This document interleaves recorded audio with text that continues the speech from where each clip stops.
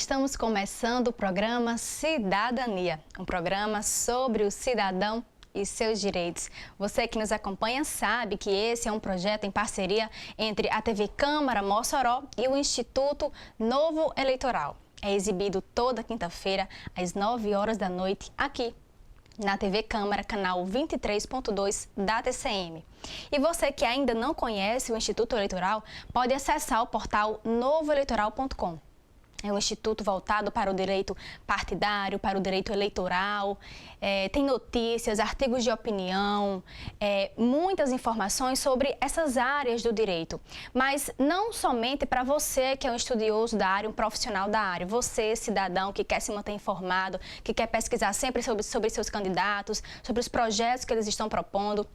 É um portal interessante e você, como cidadão, é importante também que você se mantenha informado, né, e mantenha também exercendo a sua cidadania. Aqui, nosso programa é levar até você informações de vários temas, sobre várias áreas, mas também sempre abordando aspectos jurídicos para que você fique cada vez mais atuante na sua comunidade, cada vez mais bem informado e conhecedor dos seus direitos e dos seus deveres. E nós estamos aqui fazendo juntos esse canal e queremos saber a sua opinião. Vamos deixar na sua tela as nossas redes sociais. Nós temos o Instagram, Programa Cidadania. Temos também o Facebook, procure lá. Temos o nosso Twitter, que é o Cidadania_TVC. E temos o nosso número de WhatsApp, que é o 999059769. Se você quiser entrar em contato conosco, deixar a sua opinião, seu comentário, sua sugestão de tema para os próximos programas, nós estamos aqui, prontos para lhe ouvir. Bom, e nesse ano de 2019, nós começamos o programa com um novo formato, com quadros novos e tem um quadro novo aqui que chama O Povo Quer Saber. A nossa equipe foi às ruas para saber algumas dúvidas da população. Então roda aí para a gente saber um pouco mais hoje sobre direito do consumidor.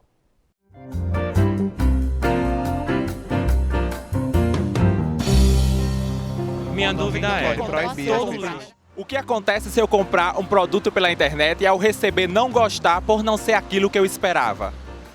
Qual o prazo que eu tenho para reclamar de um produto com defeito?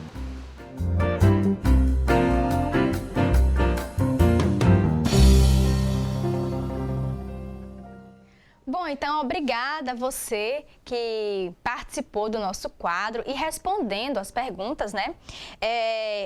Uma pergunta foi, o que acontece se eu comprar um produto pela internet e eu não gostar do produto ou não ser aquilo que eu esperava? Bom, o Código de Defesa do Consumidor, o CDC, ele prevê o direito de arrependimento. O que seria esse direito? É justamente o direito de você arrepender-se de alguma compra efetivada, né? A partir da assinatura, né, de um contrato ou então do recebimento do produto ou do serviço, você tem o prazo de 7 dias para arrepender-se da compra, mas existe uma condição para esse direito do arrependimento. Essa compra, ela deve ter sido efetivada fora do estabelecimento comercial, ou seja, em domicílio, ou uma compra online, uma compra por telefone. Então, quando essas compras ocorrem fora do estabelecimento comercial, dá-se ao consumidor o direito de arrependimento. E esse direito é de 7 dias, repetindo, a partir da assinatura do contrato ou do recebimento do produto ou do serviço. Lembrando que esse direito não está condicionado a um vício ou algum defeito no produto. É o ato puro e simplesmente de você não gostar daquilo que comprou ao receber o produto. Outra pergunta também que foi feita pelo nosso público foi o prazo que se tem para reclamar de um produto com defeito. Esse mesmo código, o Código de Defesa do Consumidor, ele diz que existe um prazo de 30 dias e de 90 dias. 30 dias para você reclamar de um defeito no produto, caso ele seja um produto não durável, e 90 dias, caso ele seja um produto durável. Não durável, por exemplo, que se perece cedo, que se perece mais rápido, que se consome mais rápido, um alimento, por exemplo. E não duráveis são, por exemplo, aqueles produtos que eles demoram mais tempo para se consumir, como, por exemplo, os eletrodomésticos, os móveis. E essa garantia é a garantia legal, é a garantia prevista no CDC. Ela independe de garantias previstas em contrato. Bom, o nosso primeiro bloco está chegando ao fim e nós vamos trazer aqui para continuar o programa e falar um pouco sobre viroses e também sobre primeiros socorros. Hoje, excepcionalmente, 2 convidados que eu vou apresentar no próximo bloco. Não saia daí.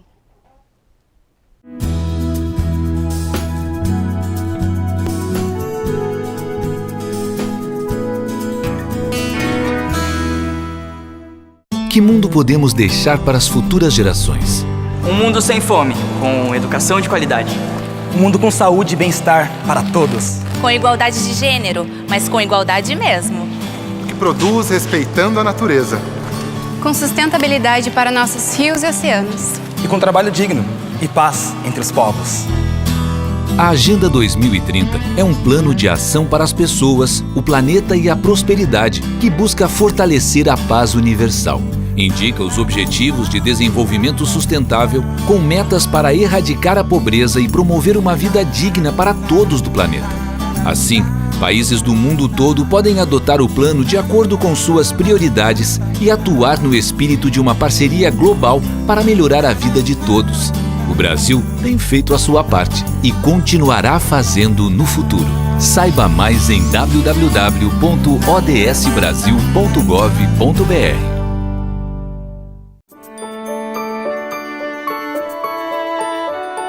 Nada nesse mundo é mais importante do que o meu filho.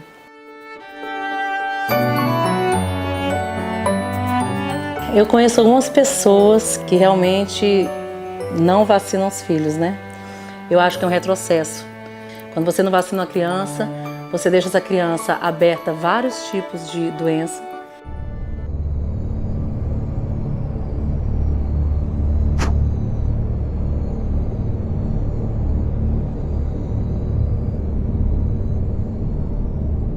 Nunca dei uma vacina pensando, ai, coitado, meu filho vai ter uma febre, vai ter dor, 1 dia, 2 dias. Eu sempre penso, eu vou estar vacinando meu filho para protegê-lo de uma doença pior.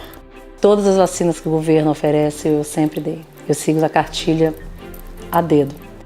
Meus canarinhos estão todas as minhas vacinas, eu já tomei. Se ele pegasse uma doença por eu ter escolhido não dar uma vacina, eu garanto que eu carregaria essa cruz para sempre. Eu estaria carregando uma coisa que eu tomei a decisão de fazer ele correr o risco.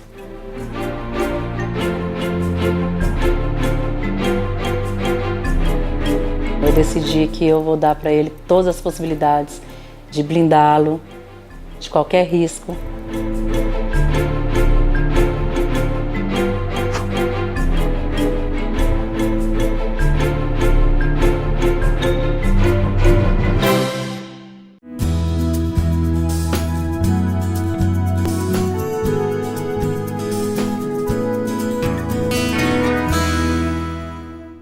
Estamos de volta com o Cidadania, um programa sobre o cidadão e os seus direitos. E nessa época do ano, nós resolvemos falar um pouco sobre viroses.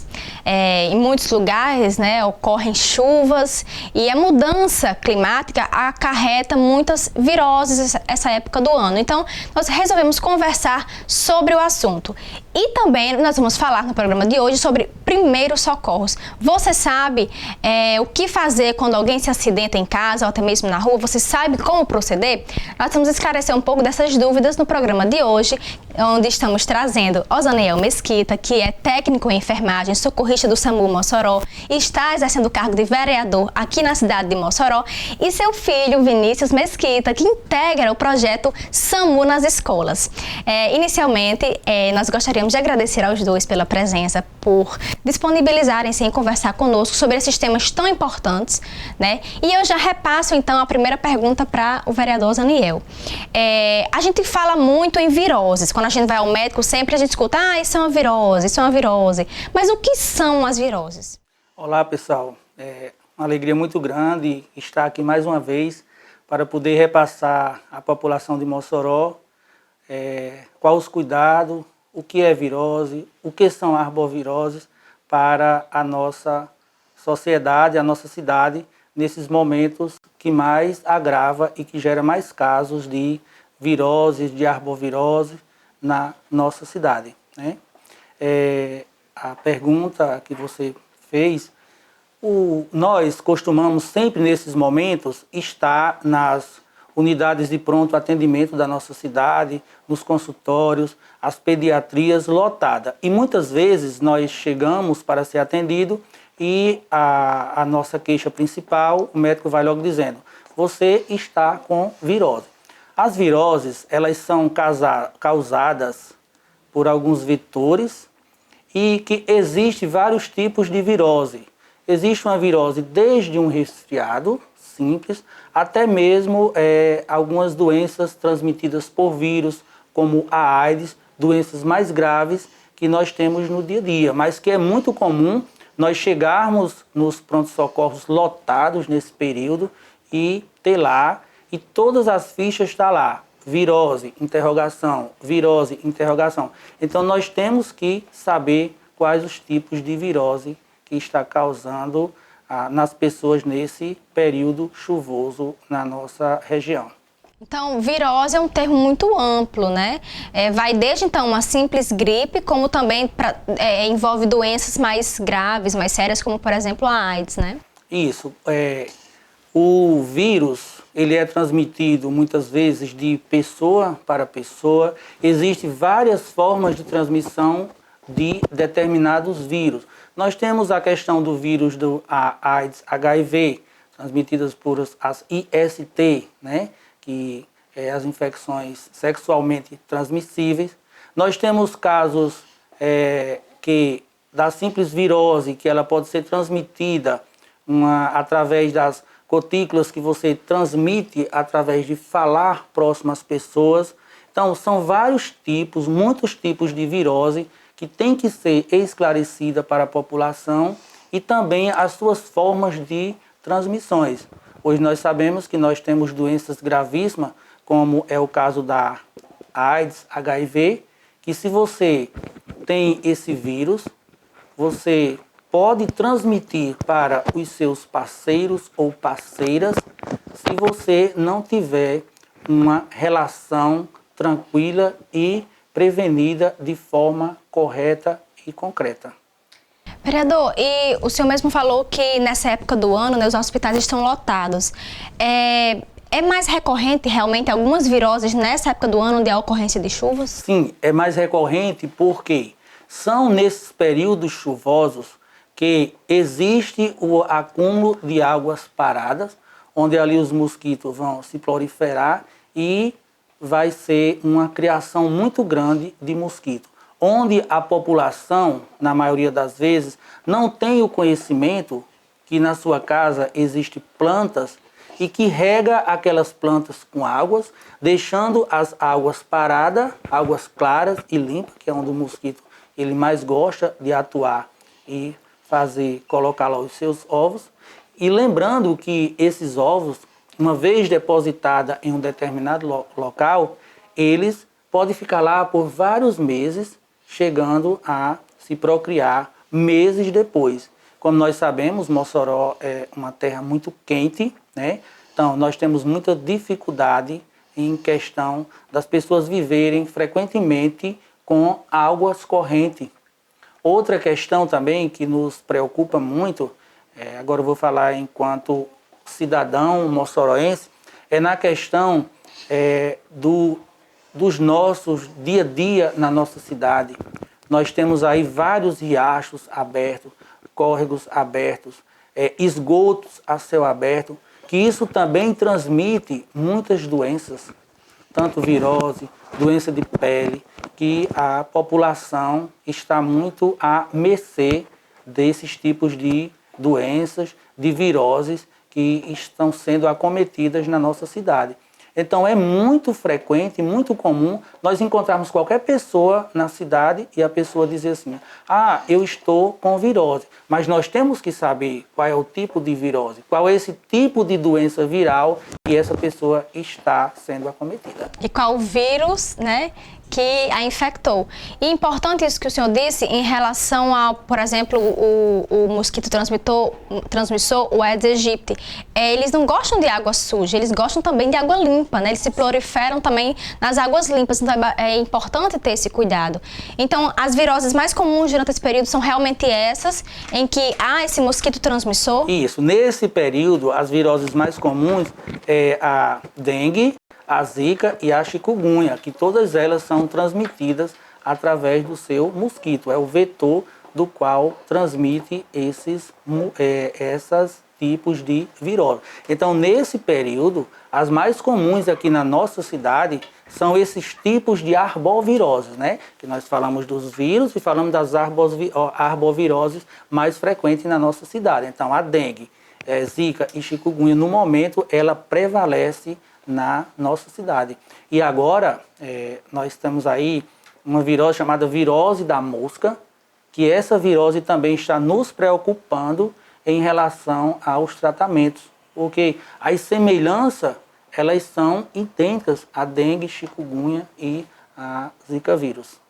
De uma forma geral, quais sintomas o senhor poderia citar que é comum a essas viroses? Olha, os sintomas, eles variam de diversos tipos, dependendo do organismo da pessoa da qual está sendo acometida. Muitas vezes você vai ter uma reação, eu vou ter outra reação. Uma criança desnutrida, ela vai ter uma reação totalmente diferente, mas as mais comuns que nós podemos acompanhar, cefaleia, que é a famosa dor de cabeça, eu vou falar no popular, febre, mialgia, que é aquela dor no corpo, aquela dor intensa que você tem dificuldade de mover-se, de pegar em algo. Aquele ânimo para se levantar. Isso, né? Você vai ficar sem ânimo para levantar, vômitos e diarreia. Por isso, a orientação é que você fique bem hidratado durante um período que você está com virose.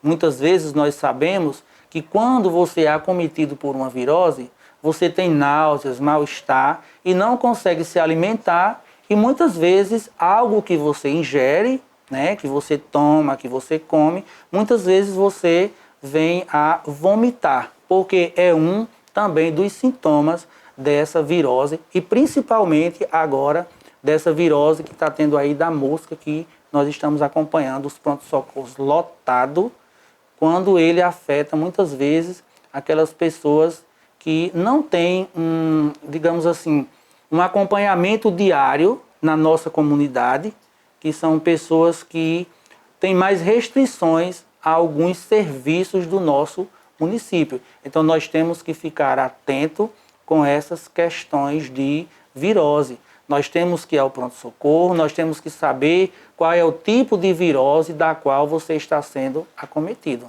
Vereador Osaniel, isso era uma outra dúvida. Há sempre essa necessidade de ir a um pronto-socorro? Ou quando saber que se deve ir ao pronto-socorro? Nós sabemos que há algumas pessoas que eles estão no grupo de risco, né? Aquelas pessoas que têm alguma doença crônica, que têm pressão alta ou diabetes, crianças, idosos. Sempre bom ter esse acompanhamento. Mas o senhor acha que sempre é necessário ir ao médico? Sim, porque há necessidade de ir ao médico. Nós jamais devemos nos automedicar em casa. O que é automedicar? Para aquelas pessoas que não têm um conhecimento. Por exemplo, você é minha vizinha e você teve febre. E você foi ao médico e o médico passou uma determinada medicação para você. E você melhorou. Mas necessariamente eu não tenho que tomar aquela medicação. Por isso, a necessidade de procurar o serviço médico para saber qual é o tipo de medicamento que você vai tomar. Nós sabemos da área que você vai lá no pronto-socorro e o médico vai dizer, você toma medicação tal, medicação tal. O que é que eu, como cidadão, eu como enfermeiro da Unidade Básica de Saúde, eu como técnico de enfermagem que estou no pronto-socorro, eu posso orientar a população a ficar totalmente hidratado com ingestão de líquido. Mas eu jamais posso dizer, como cidadão, que você tome medicação tal. Medicação tem que ser prescrita por um médico, até porque ele é quem vai saber qual é o tipo de medicação. Mas que há necessidade, sim. Muitas vezes você está em casa e você está com febre, você está vomitando, e daquele vômito você começa a desidratar, porque quando você tem 3, 4 episódios de vômito, você começa a desidratar, então você tem que procurar necessariamente um pronto-socorro para ser atendido, né? Aqui em Mossoró, graças a Deus, nós temos as 3 UPAs que têm atendimento e nós temos alguns hospitais particulares que também nesse período é lotado com essas arboviroses. E é interessante realmente dizer isso, né, que apesar do corpo estar mais debilitado, de você não ter ânimo às vezes para se levantar, para fazer as atividades que regularmente você faz, ânimo para comer também, né, geralmente você fica bem debilitado, mas é importante comer, por mais que às vezes você venha a vomitar, mas é importante comer, é importante se hidratar, porque senão o corpo vai ficar cada vez mais fraco e não vai responder, né, a melhora daquele quadro, daquele estado de saúde. Mas falando agora um pouco sobre prevenção. Vereador Zaniel, como a gente pode se prevenir nessa época e também em relação à virose da mosca, que é muito comum nesse período? Olha, a questão da prevenção, nós devemos começar a prevenção dentro da nossa própria residência, dentro da nossa própria casa, do nosso ambiente de trabalho. Zaniel, mas de que forma eu vou fazer isso? Eu sou vizinho de Joyce. Se eu fizer a minha parte e Joyce não fizer a parte dela, não vai adiantar muito. Então, o que é que nós temos que nos sensibilizar? Que eu, enquanto dono de casa, eu tenho que fazer a minha parte. Também tenho que convidar Joyce para fazer a parte dela. Tenho que convidar Vinícius, tenho que convidar toda a população. De que forma? Na nossa casa, não deixar que águas fiquem paradas por muitos dias. Nós devemos passar algum tipo de protetor para que aquele mosquito não venha a picar a pessoa. Geralmente, esses mosquitos, eles picam mais no final da tarde. Durante o dia você não vai ver esse mosquito, mas no finalzinho da tarde é onde você vai ser picado. Então você vai pegar as suas plantas que tem em casa, vai substituir a água por terra, por areia. As garrafas que estão lá no seu muro, você vai pegar, virar de boca para baixo para que não fique acúmulo de água. Tentar tirar o máximo de lixo que tinha dentro de sua casa para que não tenha acúmulo de água. Então, isso também é prevenção. Se toda a população, em geral, fizer isso, com certeza nós vamos diminuir, vamos reduzir muito o risco de contrair qualquer tipo dessas arboviroses ou viroses que venha a estar próximo à nossa residência. Fechar também tonéis, cisternas, né, cobrir adequadamente. Se por acaso perto da sua residência, no seu bairro, tiver alguma casa fechada, pedir, entrar em contato com o dono para que ele faça uma inspeção, principalmente se nessa residência tiver piscina, né, para que ele faça a manutenção. E é um cuidado que nós devemos ter para a gente, mas também para toda a comunidade, né? E aí vai um alerta também para as grávidas. Nós sabemos que em 2016 houve 2015 acredito, não recordo bem o ano, houve aquele boom de casos em relação à zika, casos de microcefalia. E apesar dos números eles terem decrescidos, é importante que a gente mantenha, né, essa prática de usar repelentes, de andar mais coberta em determinados horários. Então a gente faz esse apelo às grávidas para que continuem sendo atentas a essa questão, porque não é a sua vida, mas é a de um ser, né, que está se desenvolvendo ali, que a grávida é responsável por aquela criança que está se desenvolvendo. Bom, mas o nosso programa está finalizando aqui, o segundo bloco. Nós voltaremos daqui a pouco, conversando também um pouco com o Vinícius sobre o primeiros socorros. Então, não sai daí que o Cidadania volta já.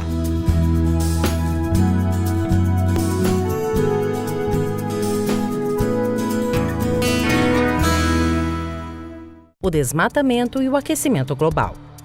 A Amazônia Legal abrange 5.217.000 quilômetros quadrados. Dentro dela, caberiam todos os países da Europa Ocidental. A floresta abrange outros 8 países. 60% disso está no Brasil.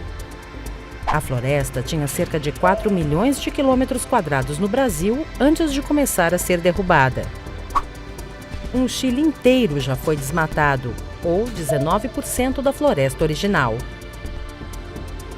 No pior ano, 1995, uma área maior que Sergipe foi devastada.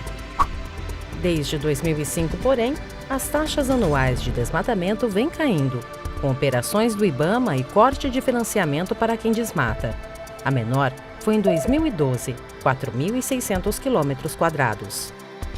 Cada quilômetro quadrado de floresta derrubada lança no ar até 50 mil toneladas de gás carbônico, ou seja, o mesmo que 50 mil carros 1.0 rodando 20 quilômetros por dia. Esse gás do efeito estufa faz a atmosfera aprisionar mais calor e agrava o aquecimento global. A ONU quer impedir aquecimento acima de 2 graus Celsius, pois isso pode causar desastres como secas, ondas severas de calor e inundações. No gráfico de emissões brutas de gases estufa, o desmatamento foi perdendo importância perante os demais setores da economia, que aumentam rapidamente. Nos anos 90, o desmatamento representava 70% das emissões brasileiras. Hoje, essa fatia caiu para 35%, graças principalmente à queda no desmatamento da Amazônia. Se juntarmos a isso os 27% da agropecuária, os dois setores são responsáveis por 62% do total das emissões. Contudo, boa parte disso é responsabilidade só da pecuária. Somando o desmatamento para abrir pastagens, gases da digestão do gado e estrume, esse setor produz 49% de toda a poluição climática do Brasil. Nos piores anos de desmatamento, o país chegou a emitir mais de 2 bilhões de toneladas anuais. Em 2009, o governo prometeu cortar 1/3 daquilo que seriam as emissões uma década depois, uma redução de 3,1 para 2 bilhões de toneladas de CO2. A maior parte do corte viria de uma diminuição no desmate. Em 2009, o Brasil já estava emitindo menos que o limite proposto. Em 2013, o Brasil produziu 1,6 bilhão de toneladas. Para fazer uma comparação, nos piores anos do desmatamento, o país poluiu como se cada brasileiro tivesse 12 carros rodando nas ruas. Em 2013, o mesmo que 8. Para a Cúpula do Clima de Paris, o Brasil promete, até 2030, zerar o desmatamento ilegal e recuperar 12 milhões de hectares de florestas devastadas. Mas não é possível saber ainda quanto de redução de emissões isso significaria. Se a taxa de desmatamento continuar na média dos últimos 5 anos, a destruição da floresta amazônica lançaria ainda 500 milhões de toneladas de CO2 por ano na atmosfera.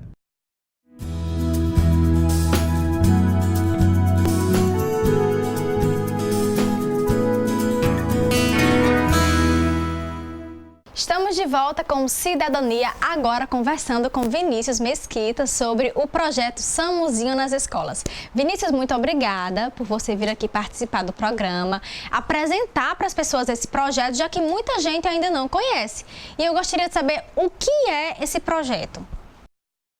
Bom dia a todos os ouvintes que estão nos assistindo agora. Bem, o projeto Samuzinho foi criado em 2007, em Brasília. Aí em 2010 veio aqui para Mossoró. O maior objetivo do projeto Samuzinho nas escolas é poder incentivar as crianças, principalmente das escolas, porque nas horas dos intervalos, praticamente tem um orelhão lá, do lado da escola. Aí elas vão passar um trote. O maior objetivo do Samuzinho é combater os trotes. E como foi, Vinícius, que você se interessou, conheceu esse projeto? Iraídes, a coordenadora do Samuzinho, que também é muito amiga do meu pai, lá no SAMU, falou com ele sobre o projeto Samuzinho. Então, aí meu pai me falou, ele falou, Vinícius, você quer participar do projeto Samuzinho? Eu perguntei o que era. Aí meu pai disse que era um projeto, uma ação onde tem crianças aprendendo para poder salvar uma vida. Aí eu disse que eu queria, me interessei e eu estou aqui. Vinícius, e explique para as pessoas o que são os primeiros socorros. Primeiros socorros, uma simples ação que pode salvar uma vida. Dá pra gente perceber o que fazer quando uma pessoa estiver em PCR, parada cardiorrespiratória, ou RCP, que é para fazer a pessoa voltar ao normal, que significa reanimação cardiopulmonar. E já que você falou, o que fazer se alguém, por exemplo, está em casa e uma pessoa começa a se sentir mal, se ela entra em uma parada cardiorrespiratória, qual é então o primeiro socorro que a pessoa deve prestar? Primeiro a gente chega lá na vítima e faz assim no ombro dela. Fulano, fulano, cicrano, essas coisas. Aí, se ela não respondeu, aí a gente verifica o pulso aqui, ó. A região da carótida. É, a região da carótida. Aí, pronto, ela não tá sem pulso nenhum. Aí a gente vai lá, com a mão mais forte, a gente fica aqui em cima. Com a mão mais fraca, a mão que a gente tem menos domínio, a gente faz embaixo e vai assim. Aí, se for o SAMU fazendo, faz de 30 para 2. Mas se for a pessoa, liga pro SAMU e faz até o SAMU chegar. Então, em qual região aqui do peito esse movimento tem que ser feito? Entre os 2 mamilos, no meio do tórax. Mostre com a sua mão, mostre mais ou menos onde deve ser feito. Aqui, ó. A gente faz assim, aqui, ó, entre os 2 mamilos e faz o procedimento. E o ideal é, então, fazer esse procedimento e entrar em contato também com o SAMU. Através de qual número, o SAMU? 192. 192. Vinícius, em casa, quais os cuidados que você poderia citar que a gente deve ter para evitar acidentes? E quais são os acidentes mais comuns em casa?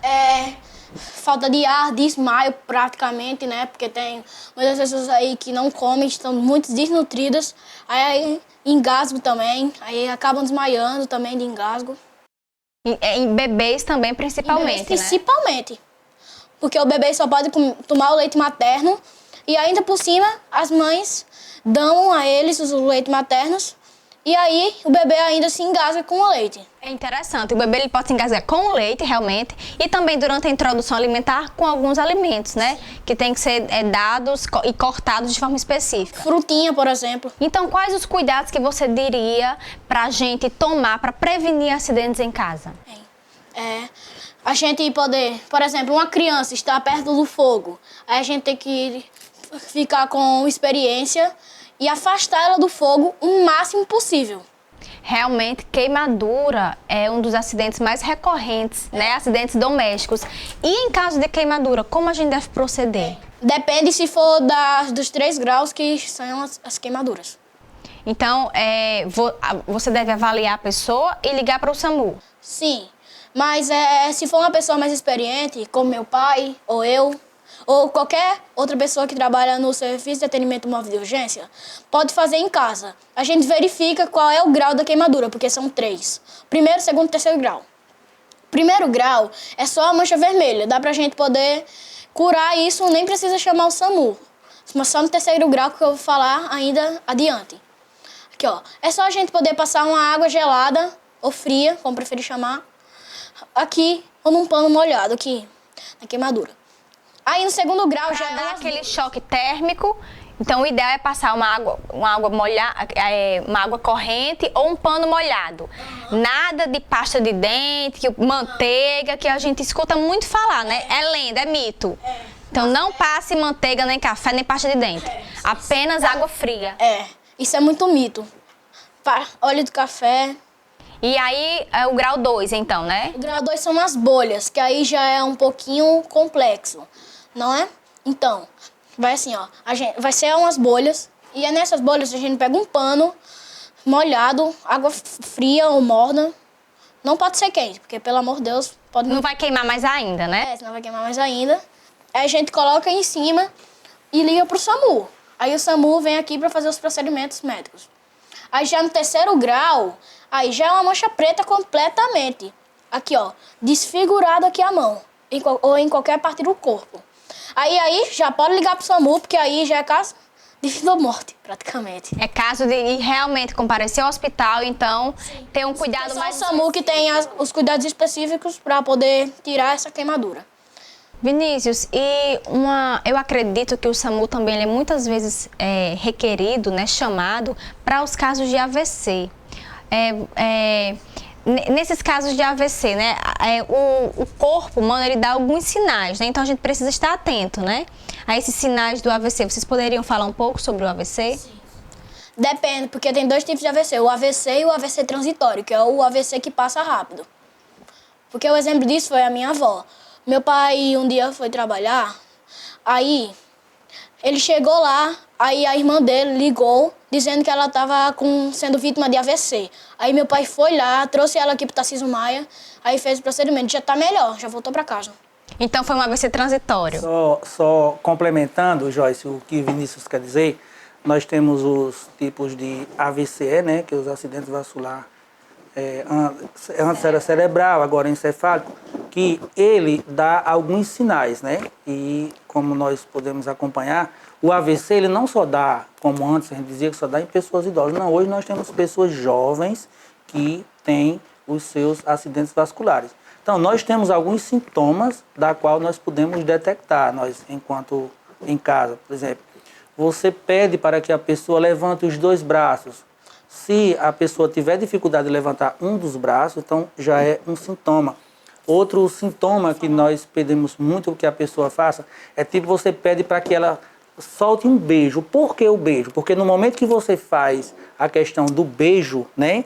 Se tiver algum tipo de AVC, o seu lábio ele não vai por completo, ele vai ficar um pouquinho baixo. E a questão também da marcha de andar. A pessoa não vai conseguir andar porque uma de suas pernas, ele também não vai ter movimentos. Então, um desses sintomas é prioridade para atendimento do serviço SAMU 192. A questão da fala também, né? Pedir para a pessoa falar, ver se a fala está embolada, né? Isso, que nós chamamos de sons incompreensivos, né? Muitas vezes, e são sinais bem clássicos que nós podemos detectar, até mesmo pessoas que são leigas, mas que muitas vezes, você está conversando aqui, acordou, Vinícius, fale alguma coisa, Vinícius tenta falar e não consegue, com sons incompreensivos. Levante o braço e ele não consegue levantar, entendeu? Levante a perna, não consegue. Então, nós já temos que tratar de maneira rápida, como se fosse realmente um acidente vascular. Além de ligar para o 192, o que o parente pode fazer por essa pessoa que está sendo vítima de AVC? Tem algum procedimento? Deitar, manter sentada, manter-se conversando com a pessoa? Existe alguma coisa que se possa fazer? Na verdade, o que nós podemos fazer é tentar manter o máximo de área livre, porque nós sabemos que a questão do AVC é uma falta de oxigenação e quando você tem uma área livre, há uma possibilidade de ter oxigênio mais naquele local. Mas o necessário é ligar para o serviço 192. Caso esse serviço demore, como não foi nenhum trauma, nenhum tipo de acidente, a pessoa também deve procurar o serviço por meios próprios. Muitas vezes nós sabemos que tem momentos que liga para o serviço do SAMU e as macas estão indisponíveis, muitas vezes presas no Tarcísio Maia. Isso é o que tem atrapalhado muitas vezes os nossos serviços. Você falou agora em acidente e era esse outro ponto que nós queríamos tocar também, Vinícius.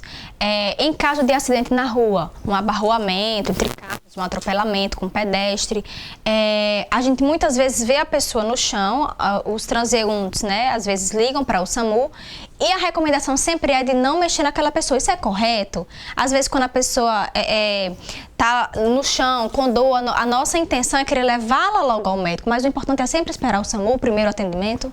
Sim, mas quando for umas pessoas experientes, ela pode fazer pelo menos um mínimo para poder ajudar essa vítima, como fazer a manobra de remos ou desengasgo quando estiver engasgada, né, na rua mesmo.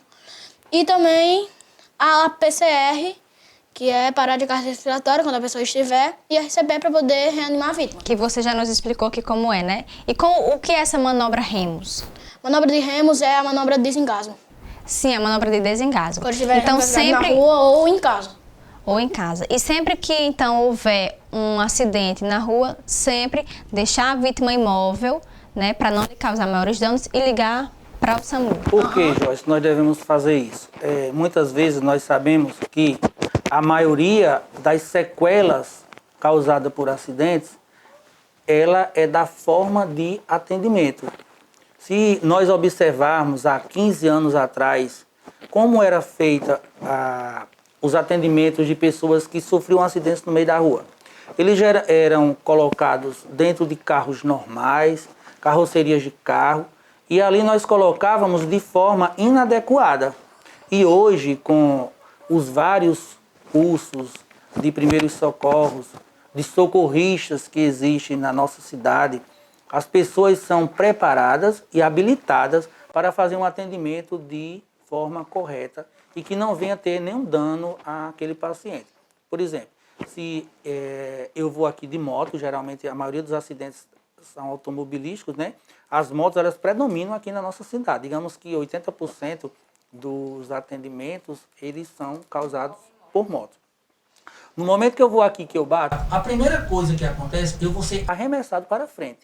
E, geralmente, os meus dois fêmurs, as minhas coxas, elas vão pegar no guidão da moto e ali, com certeza, vai causar uma fratura.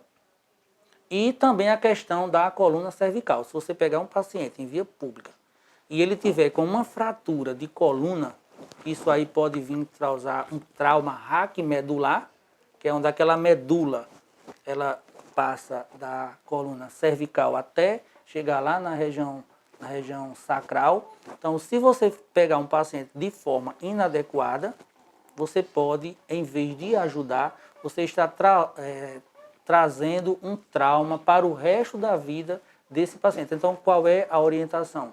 É que a pessoa ligue 192, explique a real situação e mantenha fazendo nós chamamos de controle cervical. Ah, Osaniel, o que é esse controle cervical? Controle cervical é simplesmente a vítima estar deitada no chão, você coloca a mão sobre a testa dele, se identifica, diz que chamou o SAMU e que aguarda o serviço chegar. Porque você já imaginou, se esse paciente ele tiver com um trauma na coluna cervical e você colocar de forma inadequada, ele pode lesionar todos os membros da cervical para baixo, aquilo que nós chamamos de tetraplegia, o paciente ficar tetraplégico. Nós sabemos que as fraturas de colunas, quanto mais alta, mais danos ela vem causar ao paciente. Da mesma forma, você pegou uma pessoa que está lá com uma fratura exposta de fêmur. Nós sabemos que o fêmur é o maior osso do corpo humano e onde a sua irrigação sanguínea é muito grande.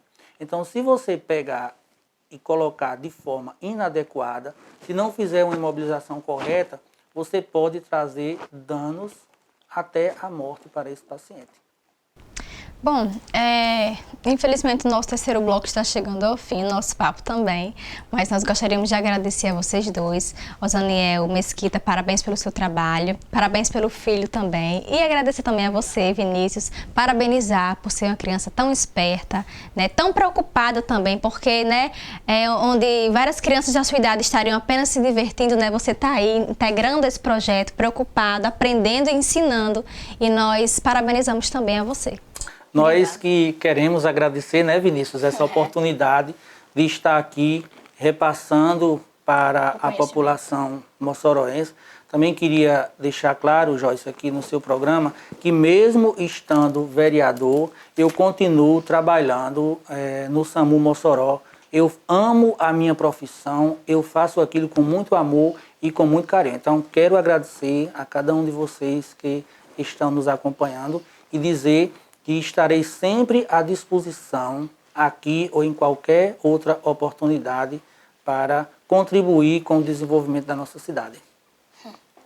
Eu também quero agradecer a todos os ouvintes que estão nos assistindo e também obrigado por nos ouvir, dando as nossas dicas de como se prevenir quando uma pessoa estiver em PCR ou RCP. Obrigada, agradecemos a vocês dois. E nosso terceiro bloco está acabando, mas nós voltaremos daqui a pouquinho com a participação de Herval Sampaio aqui no programa. Até já!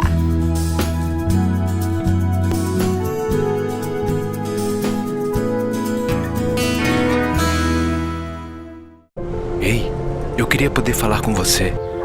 Te falar desses últimos meses e como tudo tá melhor. Eu percebi que viver é incrível, mais do que eu imaginava.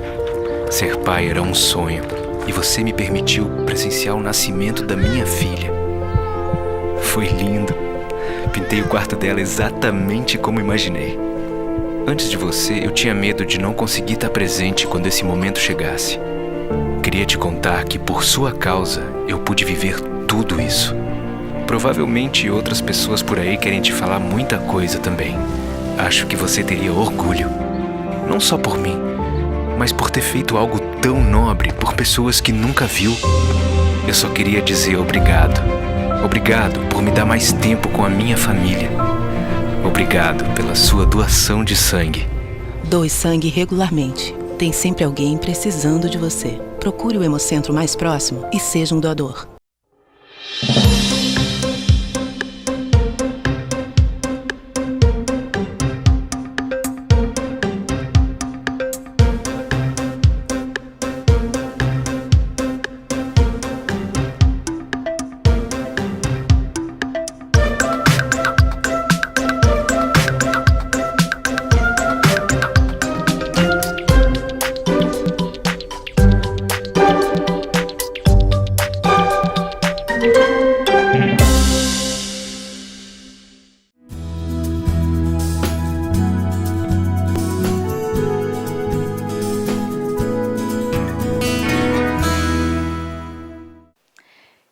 Voltando com Cidadania e com Erval no seu novo quadro, conversando com você sobre diversos temas jurídicos, temas sociais, temas da atualidade. Então fique aí com o Erval conversando com você.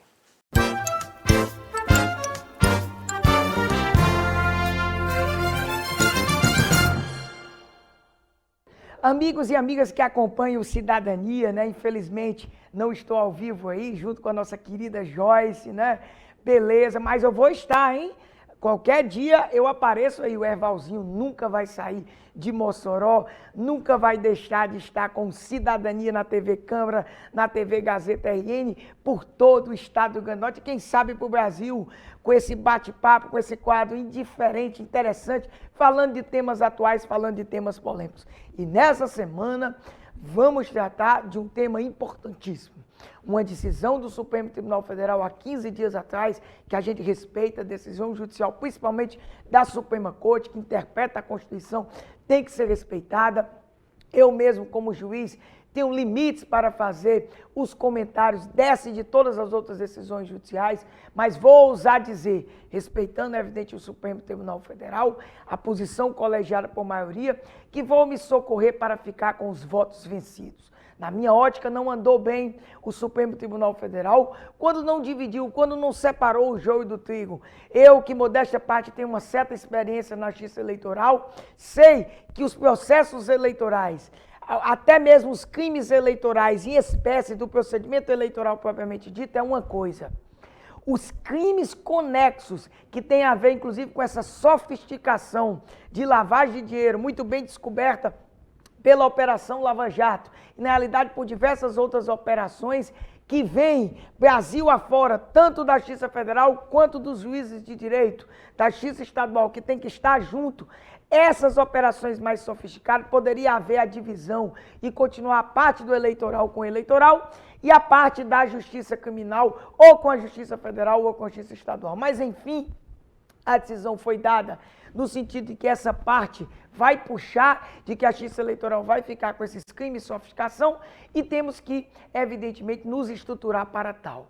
E aí, eu aproveito justamente essa decisão para repudiar veementemente, como fiz, não só como presidente da Associação dos Magistrados do Rio Grande do Norte, representando a magistratura potiguar, e endossado, na realidade, por diversas outras notas de associações no Brasil inteiro, inclusive da AMB e também da CONAMP, ou seja, do Ministério Público, para realmente repudiar essa proposta feita pela Procuradora-Geral da República, Raquel Dodge, que não encontra nenhuma plausibilidade jurídica de querer estender e trazer para a Justiça Federal a questão da competência para julgamento desses crimes. Não faz sentido nenhum. Eu até acho natural que a AJUF, a Associação dos Juízes Federais, busque, dentro do associativismo, um espaço maior da Justiça Federal no primeiro grau. Até aí tudo bem, é legítimo, faz parte. Em que pese achar que a Justiça Estadual, os juízes de direito estão muito mais bem preparados por uma questão simples. A fonte de justiça em número de 2018 demonstra isso do CNJ. A Justiça Estadual está presente em mais de 80% das comarcas e a Justiça Federal não está. Pelo contrário, a Procuradora acabou de determinar o fechamento, por exemplo, de uma Procuradoria da República no Ceará. Então, penso que quer fazer essa mudança, tem que ser por PEC, pelo devido processo legislativo, e não tentar uma interpretação que já não foi acatada pelo Tribunal Superior Eleitoral em 2012, porque juiz de direito é juiz de direito. Com todo respeito, juiz de direito não é juiz federal, então não faz nenhum sentido. E os juízes de direito têm competência sim, tem como se organizar sim, inclusive a Marne está enviando para esse grupo de trabalho, determinado pela presidente do TSE, Rosa Weber, está fazendo uma sugestão de que em determinadas zonas, como por exemplo nas capitais, em que haja esse tipo de crime, haja zonas eleitorais criminais específicas, sofisticadas, com estrutura bem maior, e a Justiça Estadual tem condição sim de absolver. Até mesmo, finalizo essa pequena fala dizendo que se a Lava Jato, e está de parabéns, juízes federais estão bem com legitimidade, mostrando, evidentemente, que tem avançado, a Justiça Eleitoral segue o mesmo estilo, segue a mesma legitimidade, segue a mesma eficiência. E quem compõe a maioria da Justiça Eleitoral são os juízes de direito. Então não venham querer desqualificar os juízes de direito. Eles têm totais condições, já demonstraram, e o Brasil está aplaudindo aos juízes de direito. Valeu, pessoal, um grande abraço.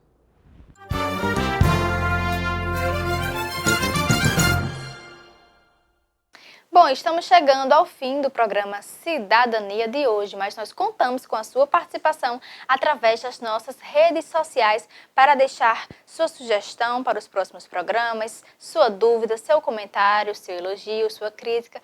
Nós estamos aqui para escutar você e para construirmos juntos esse canal que é de cidadania. Até a próxima semana. Cidadania é um programa sobre o cidadão e os seus direitos.